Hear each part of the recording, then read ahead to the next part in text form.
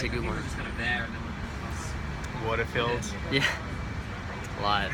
You haven't produced content for 3 hours.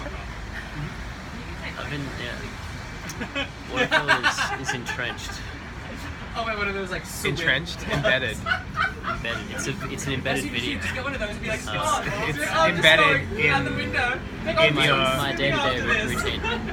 Getting all my exercise. Do you feel like your mental health is improved or It's a very interesting question. Because it feels like an isolating activity sometimes. But that's ironic? well, it's very logical because it's like uploading all this content to a channel that's only for our own sake, really. But I think that's... You mean like has doing it made me like depressed or something? Or it hasn't... Because you know how people are always talking about how engagement with social media depresses you because of the constant need for feedback and approval and stuff. Well, see, this project has nothing to do with feedback. I think right.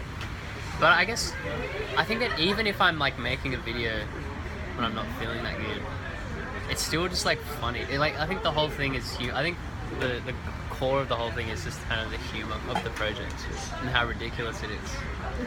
You're an absurdist. And then also, yeah, and then like later on I'll watch it and it'll be funny because it'll just be like me in my room with my shirt off, like talking, which will look really funny as a video.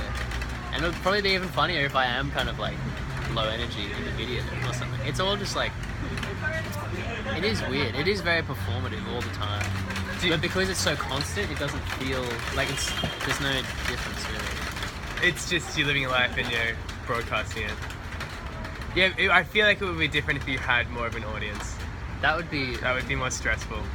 I like to think that we would just do the same thing because like even if you had an audience, I mean, how would there be an audience for it really? I guess there could be. There's audiences for all kinds of things for weird If it had like an article on if like... you did more piss videos. If there was like a BuzzFeed article about like a what the fuck, like these guys have 3,000 videos or something, you know, like... Look, there's at least one clickbait article in this. Yeah, it's true. But I guess that's because the viewership isn't even the point of it. It gives you the freedom. Whereas I guess most things are not like that. I mean, you wouldn't necessarily just put on a fat installation and not care if anyone came. But that's the beauty of... Well, it's sort of it's a curse and it's a con and a pro of low effort projects. Yeah, because right. there's no sense of failure because there's no investment really. So there's only so far that can go. But on the other hand, it's Are you very not invested? Fun. Well, actually, we were talking about this because did I tell you about how we got one of the videos taken down? I watched a video about you talking about how it was annoying. taken down because it had the same name as... It was called One Dance Drake. Yeah, it's such bullshit. I mean, it's just really frustrating. Anyway, I was looking at that and I freaked out because for a second it said like this account has been terminated because of violations of policy, and I was like, what the fuck? But I was actually looking at someone else's channel. But I realized like, you know, I think we spoke about this. We said like it would just be funny if it got deleted, but it would also be like I'd probably just, I don't know if I'd start again or not. But it'd be a moment in time. It'd just be like so bizarre. It would be even more hilarious because there are only a few people that know about it, and even the people that know about it don't know the full extent. Like we're the only ones. It's just such a weird. And like, I mean, you could just still be like, oh yeah, I have a channel with 3,000 videos, and like, because people probably don't look at it. If you tell them that, they probably just laugh because it is. Well, a funny fact. Where do you begin? Like, I think there's something to be said for like a guide to Waterfield being like a thing. You mean like how to navigate it? Or like someone can do like an introduction to Waterfield as a playlist. We should do that. We should do like a best of. Best of. I was thinking the other day, I want to do... We've also debated lists as a thing. I'm not into lists. Like when people publish like best albums of this year, like that kind of thing.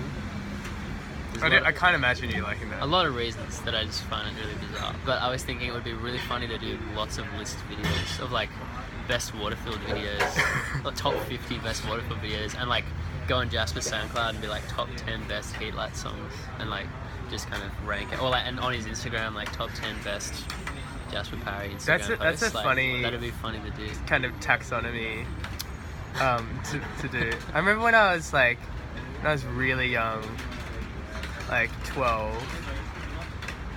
I used to make lists of. Oh, this is really embarrassing. I don't think I've ever It's told good. anyone this. I think I used to make lists. I used to make things. lists of like hottest guys at school. That's the best. And you know what? Maybe I only did it once, and my brother found it, and I was so embarrassed. No. I think maybe I must have not done it after Never then. done it. But I fully made. That's pretty Anyway, funny. I think after that I realized how like kind of dehumanizing that is. Oh well. Yeah. It's like how people like rank like hottest, like give people numbers. Yeah, that kind of thing.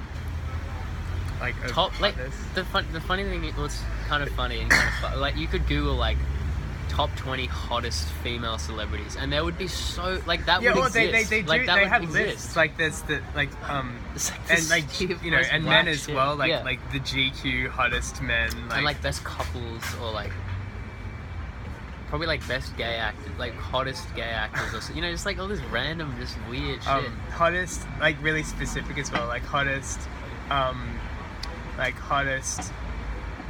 Korean like aged Golden 18 Globe to nominees 25. or something. Like yeah. There's like one person.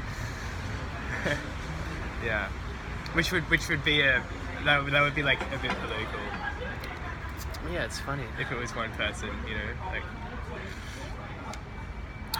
this group of people is underrepresented. Yeah. Well, yeah, I mean,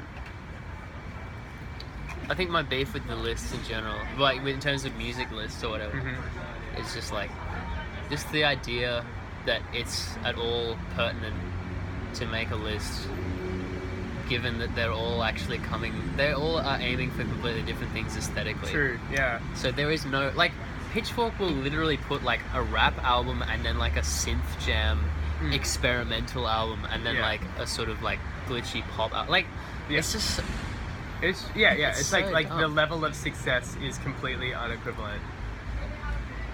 I mean, and like, Yeah. on what ground? Like, how do you say that this synth jam album ranks high? Like, what is it even? I just think whatever criteria there is kind of just falls short of something, of like really.